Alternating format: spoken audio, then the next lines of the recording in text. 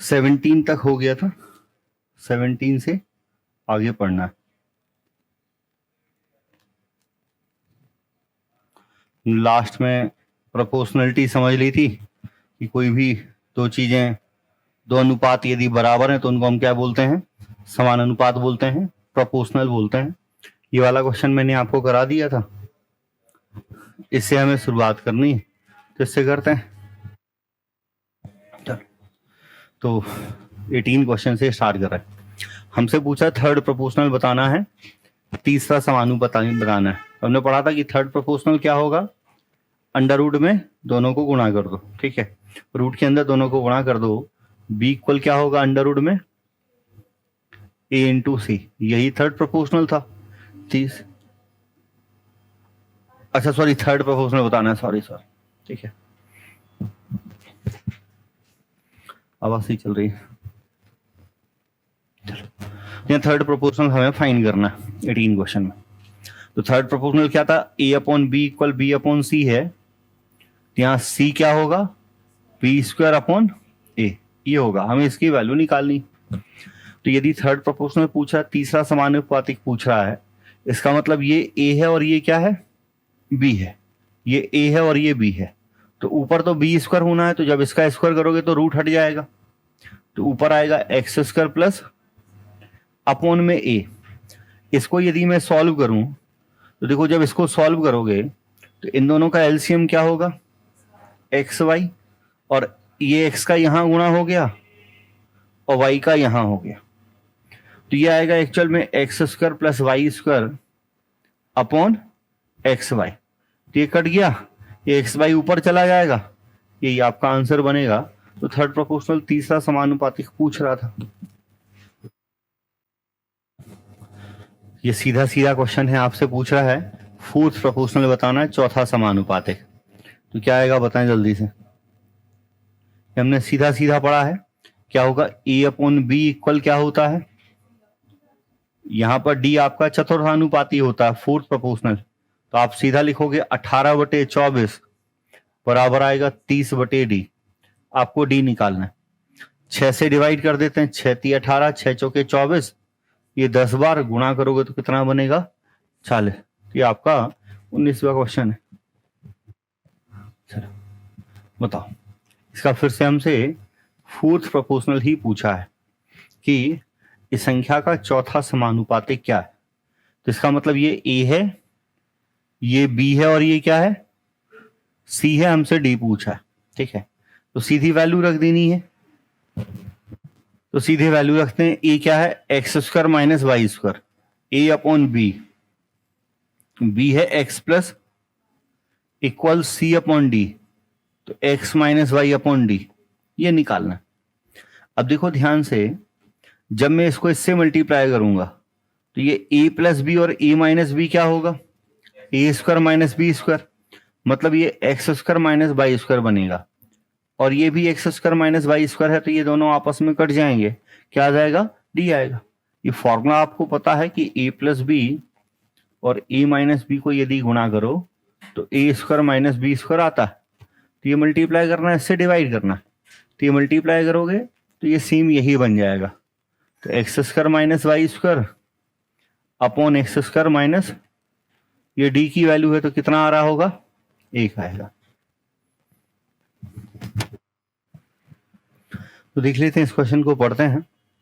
कह रहा है कि the mean proportional between 45 and a certain number, 45 और कोई एक संख्या के बीच जो मध्य समानुपाती है। तो भाई मैं पहले क्वेश्चन इतना ही पढ़ता हूं, 45 और एक संख्या, मान लो वो संख्या क्या है, x, तो इसका मीन प्रोपोर्शनल मतलब b क्या होता है अंडर रूट में। तो यदि 45 और x का मीन प्रोपोर्शन निकालो तो 45 इंटू एक्स आएगा, तो ये हमारा मीन प्रोपोर्शनल हो गया, ठीक है, ये 45 इंटू एक्स आ रहा है। अब कह रहा है कि ये जो मीन प्रोपोर्शनल है वो 5 और 22 के मीन प्रोपोर्शनल का 3 गुना है, तो 5 और 22 का भी मुझे मीन प्रोपोर्शनल लिखना है। सर मीन प्रोपोर्शनल लिखना है तो मुझे दोनों को मल्टीप्लाई करना पड़ेगा और उसका रूट निकालना पड़ेगा, ठीक। अब उसने कहा कि ये वाली जो मीन प्रोपोर्शनल है वो इसका 3 गुना है, मतलब मैं यदि इसको 3 से गुना कर दूं तो ये इसका क्या हो जाएगा, बराबर। अब बचा क्या, दोनों तरफ स्क्वायर कर दो तो स्क्वायर रूट हट जाएगा, एक्स निकाल देते हैं तो स्क्वायर करते हैं, ठीक है। तो स्क्वायर कटेंगे तो स्क्वायर रूट हट जाएगा, लेकिन 3 का स्क्वायर हो जाएगा, ये ध्यान रखना। तो एक्चुअल में ये 45 इंटू एक्स बराबर में 9, ये 5 और ये 22 आएगा। ये 45 से 45 कैंसिल, एक्स की वैल्यू कितनी आ जाएगी, 22 आएगी। पढ़ो क्वेश्चन, पढ़ो ध्यान से, कोशिश करो सब भाई। If the mean proportional between x and y is n times the third proportional then the ratio x will y। कह रहा कि x और y का जो मध्य समानुपाती है वो तीसरे समानुपाती का, मतलब x और y का ही मध्य समानुपाती और x और y का ही तीसरा समानुपाती। हमें x और y का ही मीन प्रोपोर्शनल निकालना है और उन्हीं का थर्ड। आराम से रुककर क्वेश्चन को पढ़ो। Mean proportional between x and y is n times the third proportional, मतलब x y का जो मीन प्रोपोर्शनल है वो x y के ही थर्ड प्रोपोर्शनल का n गुना है। तो पहले तो मुझे x और y का मीन प्रोपोर्शनल लिखना है और थर्ड प्रोपोर्शनल। तो मीन प्रोपोर्शनल का मतलब अंडर रूट में x इंटू वाई, ये हमने लिख दिया। मीन प्रोपोर्शनल का मतलब अंडर रूट में x इंटू वाई। और थर्ड प्रोपोर्शनल हमने पढ़ा है कि थर्ड प्रोपोर्शनल क्या होगा, बी स्क्वायर अपॉन ए, ये पढ़ाया है ना। मीन प्रोपोर्शनल अंडर रूट में ये सी है, थर्ड प्रोपोर्शनल ये है। तो सर x और y का थर्ड प्रोपोर्शनल लिखें तो वहां पर x a होगा और ये क्या होगा, b होगा। तो बी स्क्वायर मतलब वाई स्क्वायर अपॉन क्या होगा। अब कह रहा है कि ये जो मीन प्रोपोर्शनल है वो थर्ड प्रोपोर्शनल का n टाइम्स है, इसका n टाइम्स ये होता है। ये क्वेश्चन में हमसे कहा गया। तो देखो कोई भी क्वेश्चन है, पहला पॉइंट तो हमें यही अच्छे से लैंग्वेज समझ आ जानी चाहिए कि हम सही से लैंग्वेज पढ़ के सही रिलेशन, सही इक्वेशन बना पाए। तो पहला पॉइंट तो यही हो गया। अच्छे ध्यान से इतना सोचें, ये आधा क्वेश्चन हुआ है, मतलब इस क्वेश्चन के 2 हिस्से हैं। पहला तो ये रिलेशन हमें समझ आ जाना चाहिए कि क्या रिलेशन बन रहा है, दूसरा फिर इसको सॉल्व करते आना चाहिए। ये समझ गए। अब सॉल्व करते हैं। पहले तो रूट हटाना है तो दोनों तरफ स्क्वायर करना पड़ेगा। तो रूट हटाना है तो स्क्वायर किया तो यहाँ रूट हट जाएगा, x इंटू वाई आएगा, यहाँ n स्क्वायर, सर इसका स्क्वायर होगा तो ये स्क्वायर का स्क्वायर तो y के ऊपर 4 आ जाएगा और नीचे x स्क्वायर। अब ये x स्क्वायर को इस x से मल्टीप्लाई करोगे तो x की पावर 3, ये y की पावर 4 है, ये y है, तो एक पावर कट जाएगी, कितना बचेगा, 3 बचेगा, ये n स्क्वायर है। अब देखो नंबर सिस्टम सिंप्लीफिकेशन में हम एक बहुत छोटा सा पॉइंट पढ़ते हैं कि मान लो a power m equal b लिखा है। पावर को जब भी आप दूसरे तरफ ले जाते हो तो पावर पलट जाती है। मतलब यदि मैं a को m को उस तरफ ले जाऊं ना तो ये 1 अपॉन m हो जाएगी, पावर पलट जाती है। इतनी सी कहानी होती है, छोटा सा नियम है। तो यहां ध्यान से देखो, ये x अपॉन वाई की पावर 3 है और ये n स्क्वायर है। अब जब 3 को उस तरफ ले जाओगे तो ये पलट जाएगी, क्या हो जाएगी, n की पावर 2 और 3 पलट के 1/3 हो जाएगा, ये आएगा। अब बटे में कुछ नहीं है तो हम क्या मान सकते हैं, 1 है। ये आपका आंसर होगा। मुझसे x और y का रेशियो पूछ रहा है तो सी ऑप्शन बनेगा। तो मैंने बोला 2 हिस्से हैं। पहला तो ये इक्वेशन समझ आनी चाहिए, फिर रिलेट करना है कैलकुलेशन। तो दोनों को आराम से सोच लो बढ़िया से, फिर आगे बढ़ना। ये तो आसान है, ऐसे क्वेश्चन हमने पहले भी पढ़ाए शुरुआत में। जब भी ऐसे कोई क्वेश्चन आए सीधी वैल्यू पुट कर दो, मतलब x की जगह क्या रख दो, 3 और y की जगह 4। कुछ भी नहीं सोचना, कुछ भी नहीं करना, सीधी वैल्यू पुट करो। तो x की जगह 3 तो 3 दूनी 6 और 4 थिया, नीचे भी 9, x के 3 तो 9 और यहाँ 4, तो ऊपर 18 और नीचे 1 बचेगा। तो आंसर क्या होगा, 18। बताओ, यहाँ फिर हम डायरेक्टली वैल्यू पुट कर देंगे, आंसर आ जाएगा। सीधा a की जगह क्या रखोगे, 3, b की जगह क्या रखोगे, 2 रखोगे। तो 3 का स्क्वायर कितना हो जाएगा, 9, 2 का स्क्वायर 4 बटे 9 माइनस कितना आएगा, 13/5, 13/5। तो बड़े आसान है और इनसे क्वेश्चन पूछे जा रहे हैं। अभी देखो एसएससी जीडी का पेपर चल रहा है, प्रॉफिट लॉस से 7-8 क्वेश्चन पूछ रहा है। तो प्रॉफिट लॉस मैंने पढ़ाया था पिछले बार अभी यूट्यूब पे भी और यहाँ पे भी शुरुआत में, तभी मैंने आपसे बोला था कि प्रॉफिट लॉस के पिछले साल 5-5 क्वेश्चन पूछे गए। बहुत महत्वपूर्ण टॉपिक है प्रॉफिट लॉस। अभी हर शिफ्ट में 7-8 क्वेश्चन पूछ रहे, सोचो एक टॉपिक से 8 क्वेश्चन पूछ रहा है, एक टॉपिक से 20 में से 8 क्वेश्चन एक टॉपिक से पूछ लिए। टोटल 8 क्वेश्चन यदि पूछ रहा है तो बहुत ज्यादा होते हैं। मैंने बोला आप 2-3 सब्जेक्ट मिला के इतना क्वेश्चन नहीं पूछ रहा होता, ठीक है। 2-3 सब्जेक्ट आप पढ़ते हैं, हिस्ट्री, ज्योग्राफी, पॉलिटी, उन सब से 8 क्वेश्चन नहीं आ रहे, केवल प्रॉफिट लॉस से 8 क्वेश्चन आ रहे। बढ़े आगे, इसमें भी सीधा यही करना है, ठीक है। जैसे यहां हम सीधी वैल्यू रख रहे थे, यहां भी हमने वैल्यू रख दी थी, तो भाई बात उससे कुछ फर्क नहीं पड़ रहा कि यहाँ कितना। इसमें भी आप चाहो तो सीधी वैल्यू रख सकते हैं, लेकिन इसमें हम वैल्यू नहीं भी रखें तो भी आंसर आ जाएगा। मेरी बात समझना, सुनना ध्यान से। हम इसको बिना वैल्यू रखे ही आंसर दे सकते हैं। मुझे दिख रहा है कि ये है, मुझे ए की जगह मैं क्या रख सकता हूं, सी की जगह, ई की जगह। मतलब एक बात समझ आ गई कि सर इन सबकी वैल्यू ही बराबर है। इन सबकी वैल्यू क्या है, बराबर। ए की भी वही है, सी की भी वही है, ई की भी वही है, सबकी वैल्यू ही बराबर है। तो ए सी ई यदि बराबर हैं तो मैं फिर इनको सीधा नहीं जोड़ सकता। 5 3 8 और 2 10, नीचे भी जुड़ जाएगा। नहीं, ऐसा नहीं होगा ये, ठीक है, इससे नहीं बनेगा।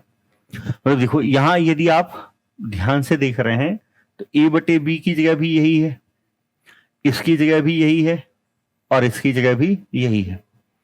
और हमने किया क्या है कि हमने इसको 2 से मल्टीप्लाई कर दिया। यदि इसको मैं 2 से मल्टीप्लाई कर दूं, इसको मैं 3 से मल्टीप्लाई कर दूं, और इसको मैं 5 से मल्टीप्लाई कर दूं, तो कोई फर्क तो पड़ेगा नहीं रेशियो में कुछ मल्टीप्लाई करने से।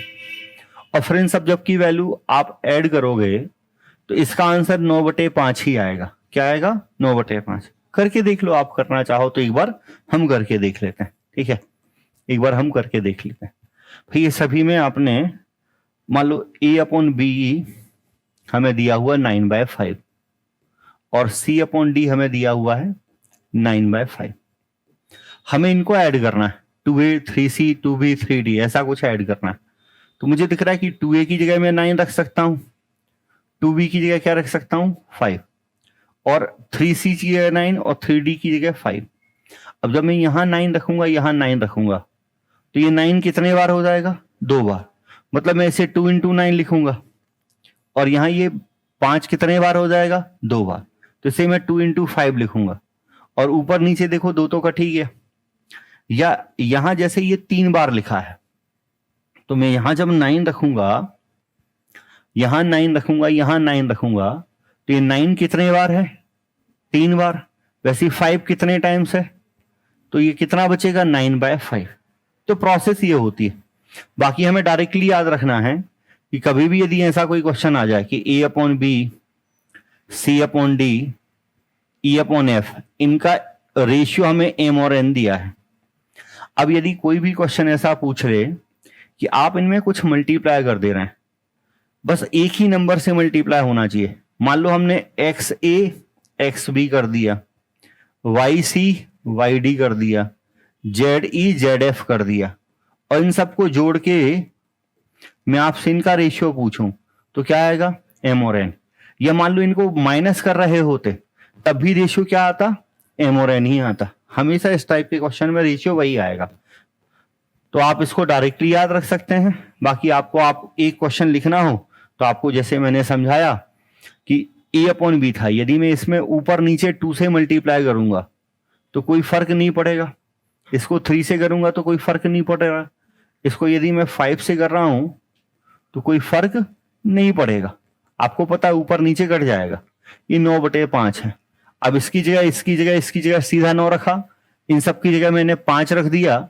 ऐड करोगे तो कितना आएगा, 9/5। जैसे यहां ये सारे क्वेश्चन है, ध्यान से देखो। यहां A/B C/D E/F 4 लिखा है, इसका मतलब 4/1 होगा। या तो 4 ही लिखा रहने दो। यदि रेशियो में कंफ्यूज हो रहा है कि भाई कुछ रेशियो होना चाहिए तो बटे में 1 लिख लोगे, कोई फर्क नहीं पड़ रहा, हम उसको 4/1 लिख सकते हैं। अब पहला क्वेश्चन ये है, देखो यहाँ ए और बी हमने दोनों को किससे मल्टीप्लाई किया है, एम से, यहाँ एन से और यहाँ पी से, तो इसका आंसर 4 ही आएगा। इसका आंसर क्या आएगा, 4। अब देखो यहाँ मैंने दोनों का स्क्वायर कर दिया और एम से मल्टीप्लाई किया, यहाँ एन से और यहाँ पी से, तो इसका आंसर में भी बस इतना होगा कि 4 का स्क्वायर हो जाएगा। क्या हो जाएगा, 4 का स्क्वायर। देखो ए बटे बी का स्क्वायर है तो दोनों तरफ स्क्वायर कर दोगे, मल्टीप्लाई उससे भी करते रहो, तो 4 का स्क्वायर मतलब कितना आ जाएगा, 16। यहां देखो एम स्क्वायर ए है, तो यहां देखो एम से मल्टीप्लाई किया था, यहाँ एम स्क्वायर ए से, भाई कुछ से भी मल्टीप्लाई कर दो, मल्टीप्लाई कुछ से भी कर दो, ए बी सी डी या ए बी सी डी के स्क्वायर से, उससे फर्क नहीं पड़ रहा। तो यहाँ ऊपर नीचे एम स्क्वायर है, यहाँ एन स्क्वायर है, और यहाँ इसका आंसर भी कितना आएगा, 4 आएगा। बताओ क्या आएगा।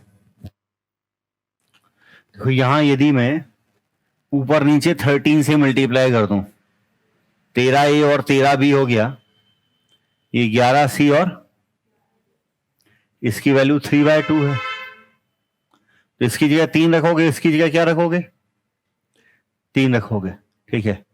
या 13A माइनस 11C, तो 3 माइनस 3 क्या होगा, 0। हाँ डायरेक्टली घटा लो, ठीक है, तो कैसे भी रख दो, जैसे भी आपको रखना, डायरेक्टली रख दो। आपको ये दिख रहा है कि ये दोनों ही वैल्यू क्या है, एक सी है, ये दोनों ही वैल्यू क्या है, एक सी, तो वैल्यू एक सी है, आपने वैल्यू रख देनी, ठीक है।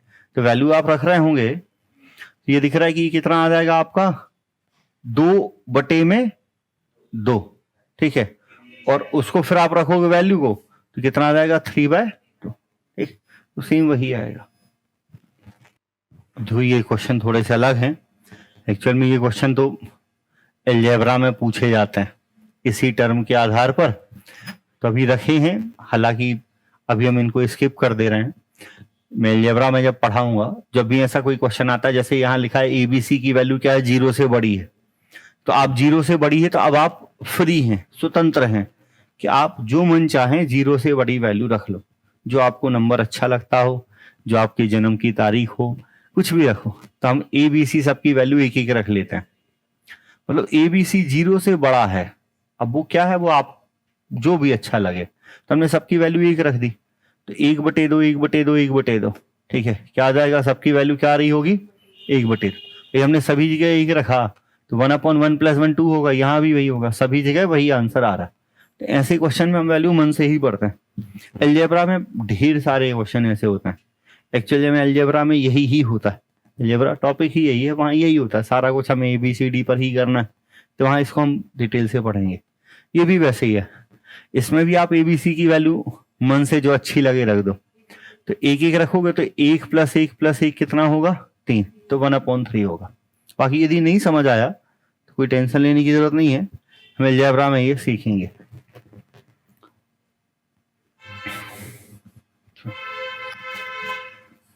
हमें गिवन है A + B का रेशियो B + C से, रेशियो C + A से, ये रेशियो हमें दिया है, और हमसे A + B + C की वैल्यू 27 है, ये पूछ रहा है। हालांकि ये मैंने थोड़ा बहुत आपको पहले भी पढ़ाया है। यदि मैं यहां से देखूं तो मुझे ये दिख रहा है कि A + B की वैल्यू कितनी है, 7, B + C की 6, C + A की 5, इसमें तो कोई डाउट नहीं है ना। A + B कितना है, 7, B + C 6, C + A कितना है, 5 है। सर यदि मैं इन सबको जोड़ दूं, देखो 2A 2B 2C बराबर, तो 2A + B + C आ जाएगा, कितना आएगा, 18, तो मुझे A + B + C मिल गया, 9 है। अब मेरी बात ध्यान से सुनना जरा, यदि मुझसे ABC की वैल्यू पूछी होती तो मैं इस 9 को 27 से तुलना कर देता, भाई A + B + C का टोटल 27 है, 9 = 27, तो 1 = 3। लेकिन मुझसे उनका रेशियो पूछा है, तो रेशियो पूछा है तो इसको कंपेयर करने की जरूरत नहीं है। मुझे 1/A 1/B 1/C चाहिए, मतलब ABC की वैल्यू उठाओ और रख दो, लेकिन उठाने के लिए पता होनी चाहिए। तो A + B + C 9 है, इसमें से यदि AB माइनस कर दो तो कौन मिल जाएगा, C, इसमें से BC माइनस कर दो तो कौन मिलेगा, A, और सी ए माइनस कर दो तो कौन मिल जाएगा, बी। तो जब मैं 9 में से 7 घटाऊंगा तो सी कितना आ जाएगा, 2। जब मैं 9 में से 5 घटाऊंगा तो बी कितना आ जाएगा, 4। और जब 9 में से 6 घटाओगे तो ये कितना आ जाएगा, 3। ये आंसर आ गया, यही आंसर है। अब बस एक रूल है रेशियो का कि कभी भी जब आप रेशियो में आंसर दे रहे हो, रेशियो में चीजें लिख रहे हो, तो रेशियो ना तो दशमलव में लिखते हो ना ही भिन्न में, ना तो दशमलव में ना ही भिन्न में। यदि फ्रैक्शन में रेशियो है तो उसका जो भी डिनोमिनेटर है उनके एलसीएम से उसमें गुणा कर दो, क्योंकि हमें डिनोमिनेटर हटाना है। तो 4, 3, 2 का एलसीएम होता है 12। तो 12 को मल्टीप्लाई करोगे तो 3 से डिवाइड होगा 4 बार, 4 से 3 बार और 2 से, तो 4, 3, 6 आपका रेशियो बनेगा। देखो ये एक अलग लॉजिक है। हमने जो छोटे छोटे से कुछ लॉजिक पढ़े हैं, एकदम बेसिक बेसिक सी कुछ बातें पढ़ी हैं। पहला एक छोटा कॉन्सेप्ट पढ़ा है हमने, यदि देखा जाए तो रेशियो में अभी तक कंबाइन करने का, कि कोई 2 रेशियो लिखे हैं, उन रेशियो को यदि हमें कंबाइन करना है तो वो कैसे होगा, जब उनमें कुछ कॉमन हो, और जो कॉमन है उसकी न्यूमेरिकल वैल्यू संख्यात्मक मान क्या हो, बराबर। एक ऐसा पॉइंट हमने पढ़ा है, अभी तक यही पढ़ा है एक्चुअल में। अब एक छोटा सा पॉइंट और है जो हमें आगे बहुत ज्यादा यूज होने वाला। कभी भी यदि कोई 2 चीजें बराबर लिखी है, मान लो लिखा है 2a = 3b, तो यहाँ a/b बराबर हम सीधा लिख सकते हैं 3/, b को यहां ले आए, 2 को यहां ले गए। लेकिन मान लो यदि 2 से ज्यादा चीजें हैं, सपोज यहां इक्वल में 4c भी लिखा है, अब आपको तीनों का रेशियो लिखना है। तो उसको करने का एक तरीका तो यही है, कैसे कि जैसे b को a के बटे में ले गए, 2 को 3 के बटे में, और यहां हम c को b के बटे में ले आए और 3 को 4 के बटे में, तो ये मिल गया। उसके बाद b की वैल्यू क्या कर लो, बराबर, और लिख दो। लेकिन ये करने की जरूरत नहीं, हम इतना लेंदी नहीं करेंगे। यदि कभी भी 2 से ज्यादा चीजें बराबर हों और आपको उन सबका रेशियो लिखना है, तो उसका सबसे अच्छा एक तरीका है कि इनका जो भी कोफिशिएंट है, जो भी इनके साथ गुणा में नंबर लिखा है, आप उन सबका एलसीएम ले लो। जैसे 2, 3, 4 का एलसीएम कितना होता है, 12। तो आप मान लो कि इन सब की वैल्यू 12 है। भाई मान लो कि ये सब किसके बराबर हैं, 12 के। तो यदि 2a बराबर 12 है तो a बराबर क्या होगा, 6। 3b बराबर 12 है तो b बराबर कितना होगा, 4। 4c बराबर 12 है तो c बराबर कितना होगा, 3। तो आपको डायरेक्टली रेशियो मिल गया, आपको कुछ और करने की जरूरत है ही नहीं। यदि 2 से ज्यादा चीजें इक्वल हैं, वो 3 भी हो सकती हैं, 4 भी हो सकती हैं, उनका रेशियो बराबर है, तो आपने बस इतना करना है कि आप उनका एलसीएम ले लो। मतलब एलसीएम किसका लेना है, उनका जो मल्टीपल है, जो गुणज है, कोफिशिएंट जो है, जो संख्यात्मक मान का गुणा है, उसका एलसीएम ले लो, बराबर रख दो। मान लो यदि यही चीज क्वेश्चन कुछ ऐसे होता, a/2 = b/3 = c/4, मुझे ABC का रेशियो लेना है, तो अभी भी वही चीज होगी। ठीक है, हम ध्यान से समझें, अभी भी मुझे एलसीएम लेना है। एलसीएम क्या आएगा, ठीक है, एलसीएम आएगा 1। मैंने बोला जो मल्टीपल है, एक्चुअल में a का मल्टीपल यहां 1/2 है, b का मल्टीपल और c का मल्टीपल, किसी भी भिन्न का एलसीएम होता है उसके न्यूमरेटर का एलसीएम। तो 1 का एलसीएम क्या होगा, 1 होगा, और डिनोमिनेटर का एचसीएफ, इनका एचसीएफ भी 1 होगा, तो एलसीएम इनका 1 आएगा। क्या आएगा, 1 आएगा। बाकी आपको एलसीएम आपने, हालांकि जिसने पढ़ा है उसको ये पता होना चाहिए, नहीं पढ़ा है तो आप तो इस तरीके से सोच लो, यदि ऐसी कोई संख्या लिखी थी तो हमने बराबर में एलसीएम लिखा, ऐसी कोई संख्या लिखी तो हमेशा बराबर में 1 लिख लो। अब देखो यदि a/2 की वैल्यू 1 है, ये 2 यहां मल्टीप्लाई हो जाएगा ना, यहां से a कितना मिल जाएगा, 2। वैसे 3 मल्टीप्लाई करोगे तो b कितना मिल जाएगा, 3। c कितना मिल जाएगा, अब रेशियो लिख दो, 2, 3 और 4। तो जब भी 2 से ज्यादा चीजें बराबर में दी हुई होंगी तो हमें हमेशा ऐसे ही करना है, क्या करना है कि हम बराबर में कोई नंबर ले लेंगे जो उनका एलसीएम होगा और फिर हमें उन सबकी वैल्यू मिल जाएगी, हम उनको रेशियो में लिख सकते हैं। ये क्वेश्चन इसी लॉजिक के आधार पर है। अब मैंने बोला देखो, पेपर में क्वेश्चन करना और कहीं पे भी पढ़ना वो प्रोसेस है। जब क्लास में आप पढ़ते हैं तो आपको पता चलता है कि ये क्वेश्चन में ये अप्रोच होनी चाहिए। आप बार बार करते हैं तो फिर आपको पता चलता है कि हम इसको कैसे करें। तो अब पहले तो आप क्वेश्चन के बेसिक को समझो, बाकी इस क्वेश्चन को फिर बिना पेन पेपर के आप ऑप्शन से कर सकते हैं। ठीक है, जैसे मुझे दिख रहा है कि ABC की वैल्यू ये है। ठीक है, हमारे पास क्या लिखा है 6A 4B। हमें एक ऐसा नंबर लेना है जो इनका एलसीएम हो। एलसीएम का मतलब होता है जो इन सबसे डिवाइड हो जाए। तो 6, 4 और 9 से क्या डिवाइड हो रहा है, तो 6 से डिवाइड करोगे तो A की वैल्यू क्या आएगी 6, 4 से करोगे तो B की वैल्यू 9 और 9 से करोगे तो C की वैल्यू 4। तो 6, 9 और 4 ये आपका आंसर बनेगा। कौन सा, डी ऑप्शन आपका करेक्ट है। एक छोटा सा कॉन्सेप्ट अच्छा क्वेश्चन मिलता है, इसको और आज हम समझ लेते हैं आज की क्लास में, बाकी कल हम पढ़ेंगे। हमने पढ़ा है प्रोपोर्शनल, हमने पढ़ा है समानुपातिक। तो प्रोपोर्शनल समानुपातिक का मतलब क्या है, यदि कोई दो अनुपात बराबर हैं तो उन्हें हम प्रोपोर्शनल कहते हैं। हमने ये पिछली क्लासेस में समझा था। अब कह रहे हैं कि व्हाट शुड बी सबट्रैक्टेड, इन चारों नंबर में से हम क्या घटाएं ताकि बची हुई संख्याएं प्रोपोर्शनल हो। मान लो x घटाने पर ऐसा होता है, तो क्वेश्चन का कहना यह है कि जब आप इन सभी में से x माइनस कर दोगे तो ये प्रोपोर्शनल हो जाएंगे। मतलब यदि मैं इन सब में से x माइनस कर दूं और उसके बाद यदि मैं इनका रेशियो लिखूं तो ये कैसी होंगी, प्रोपोर्शनल। प्रोपोर्शनल का मतलब यही होगा, ये 4 नंबर हैं तो 4 नंबर प्रोपोर्शन में हैं, इसका मतलब है A/B इक्वल क्या है। तो यहां भाई कह रहा है कि जब आप इनमें से x माइनस कर दोगे तो ये प्रोपोर्शन में आ जाएंगे, तो प्रोपोर्शनलिटी हो गई, ये ऐसा लिख दिया। अब हमें यहाँ x की वैल्यू फाइंड करनी है।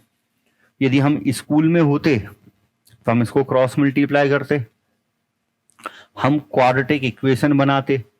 तो एक्चुअल में ये क्वेश्चन जो है ये किस टॉपिक का है, क्वाड्रेटिक इक्वेशन का। 9th क्लास में आपको पढ़ाई गई हैं ऐसे। ठीक है, लेकिन अभी हम स्कूल में नहीं हैं तो हम क्वाड्रेटिक इक्वेशन नहीं बनाएंगे। ठीक है, आपको x की वैल्यू पूछी है, आप x की वैल्यू ऑप्शन से उठा के रख लो और जिस वैल्यू को रखने पर ये रेशियो बराबर आ जाए वो सही है।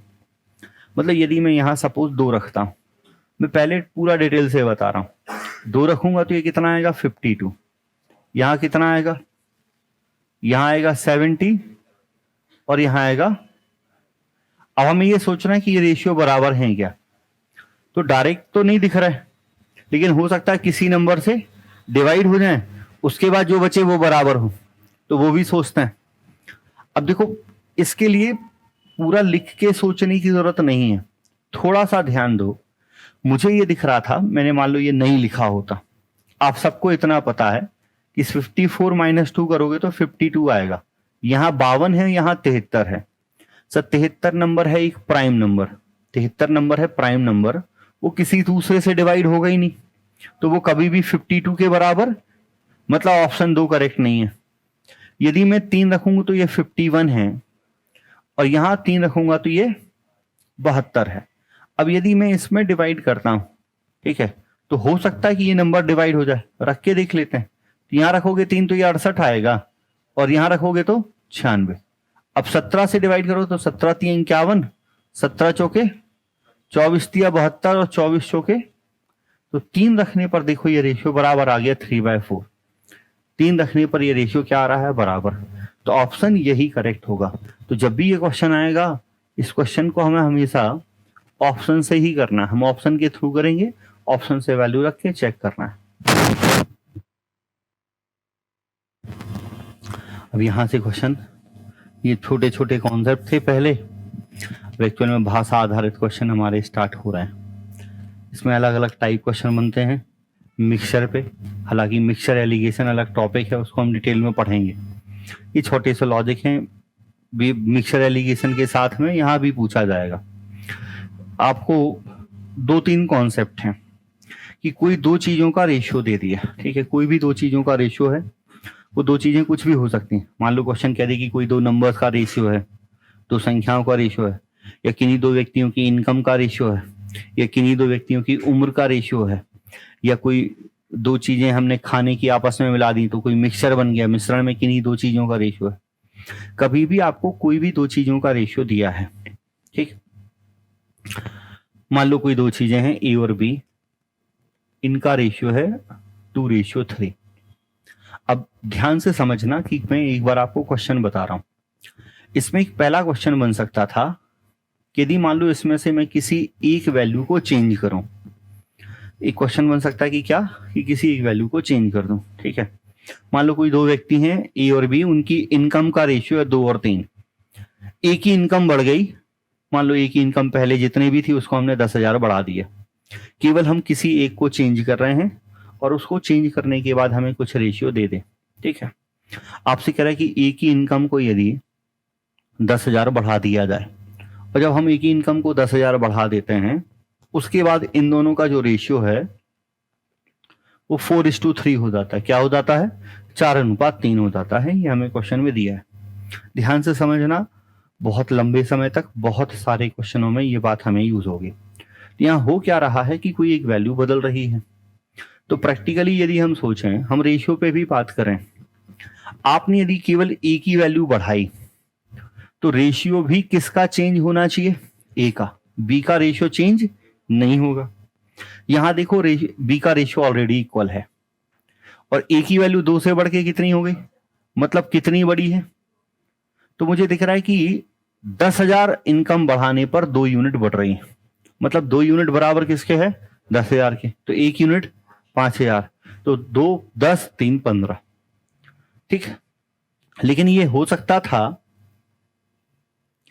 कि क्वेश्चन कह रहा है कि ए की इनकम 10,000 बढ़ाने पर उनका रेशियो 3 और 2 है।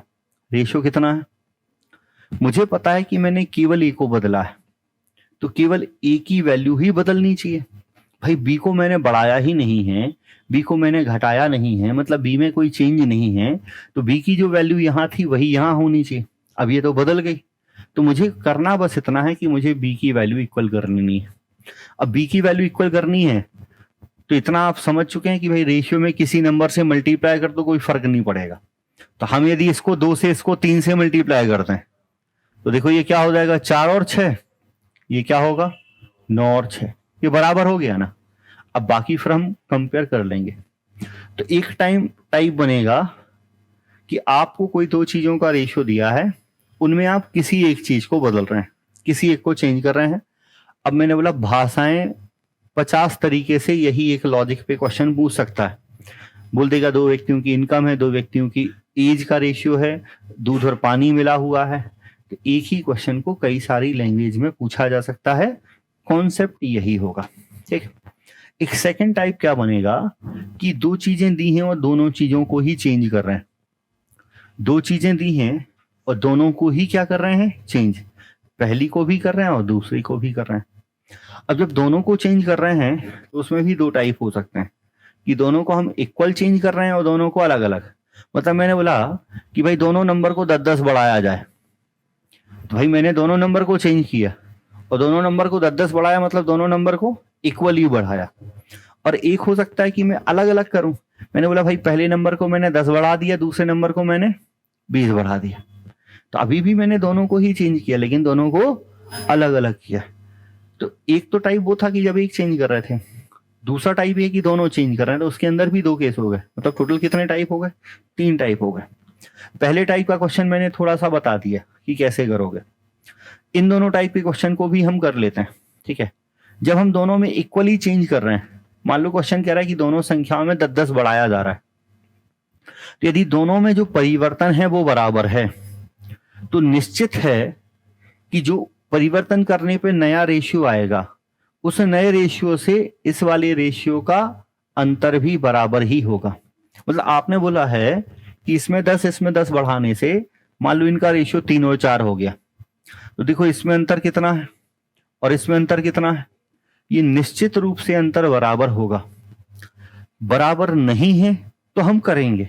मान लो क्वेश्चन कह रहा है कि कोई दो संख्याएं हैं, इनका पहले रेशियो 1 और 3 था।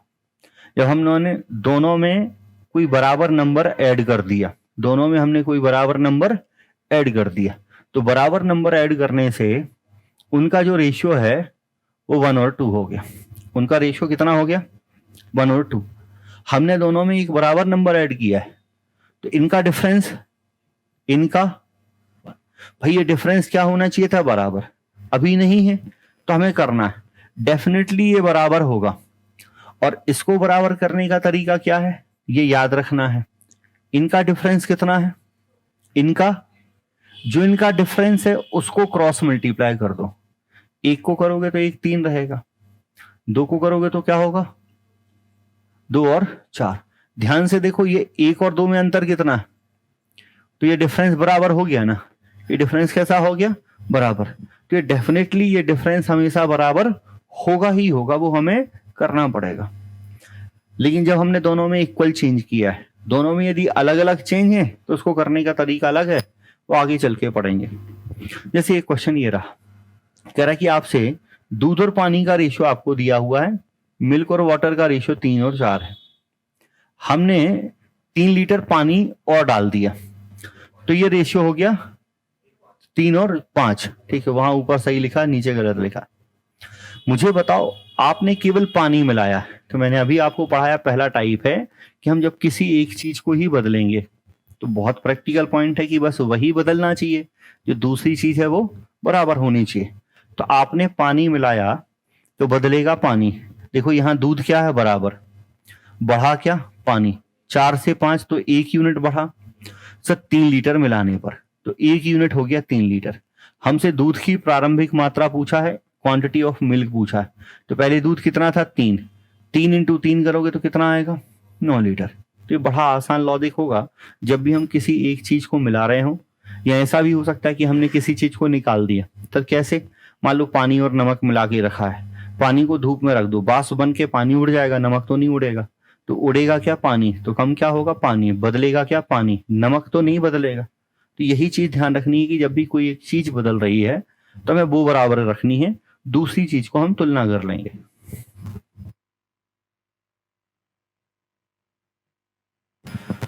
तो क्वेश्चन भी देखो सेम ही है, देख लेते हैं, आपने ट्राई किया होगा। कह रहा है कि दूध और पानी का जो अनुपात है वो 2:5 है। दूध और पानी का अनुपात कितना है, 2:5। हमने 14 लीटर पानी और डाला, तो सर आपने पानी डाला है तो बदलेगा क्या, पानी। दूध बराबर होना चाहिए, यहां दूध 1 है, सर मुझे इसको 2 के बराबर करना है, तो मैं केवल इसको यदि 2 से मल्टीप्लाई कर देता हूं, देखो ये 2 और 6 हो गया, ये बराबर हो गया। और ये 5 से 6 कितना बढ़ा, 1 बराबर 14 लीटर। और प्रारंभ में दूध पूछ रहा है, मतलब 2 बराबर, तो 14 दूनी 28। केवल इतना ही करना है, इससे ज्यादा कुछ और नहीं है। जो चीज बदल रही है उसको ध्यान दो, जो नहीं बदल रही उसको बराबर कर दो। अब ऐसे हम बहुत क्वेश्चन पढ़ेंगे, बाकी जब मिक्सचर पढ़ेंगे तो ढेर सारे क्वेश्चन होंगे।